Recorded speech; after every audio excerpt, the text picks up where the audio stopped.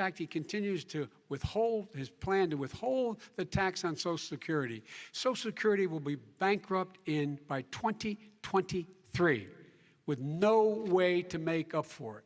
This is the guy who's tried to cut Medicare. So I mean, the idea that Donald Trump is lecturing me on Social Security and Medicare? Come on. He tried to get rid of, he tried to hurt Social Security years ago. Years ago. Go back and look at the records. He tried to hurt Social Security years ago. All right, let's move on. I'm going to move on. Mr. President, I have to move on to the next question. They said the stock market will boom if I'm elected. If he's elected, the stock market will crash. Okay, let's move on to the next question very quickly. Look, the idea that the stock market is booming is his only measure of what's happening. Where I come from in Scranton and Claymont, the people don't live off of the stock market. Just in the last three years during this crisis, the billionaires in this country made, according to Wall Street, $700 billion more dollars. $700 billion more dollars, because that's his only measure. What happens to the ordinary people out there?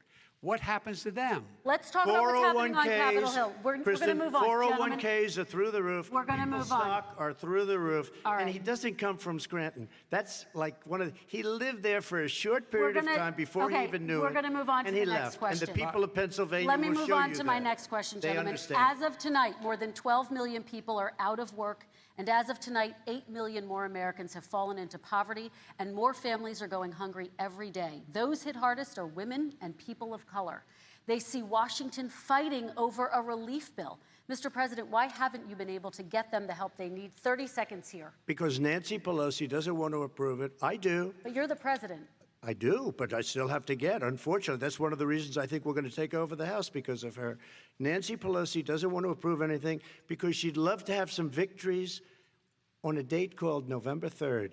Nancy Pelosi does not want to approve it. We are ready, willing, and able to do something. Don't forget, we've already approved 3 plans, and it's gone through, including the Democrats, in all fairness.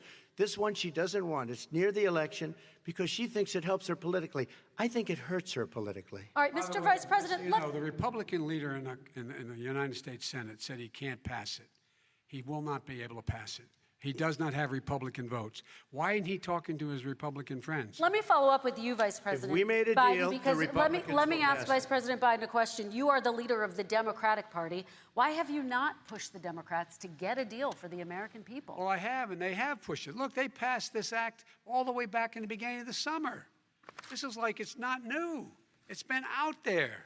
This HEROES Act has been sitting there. And look at what's happening.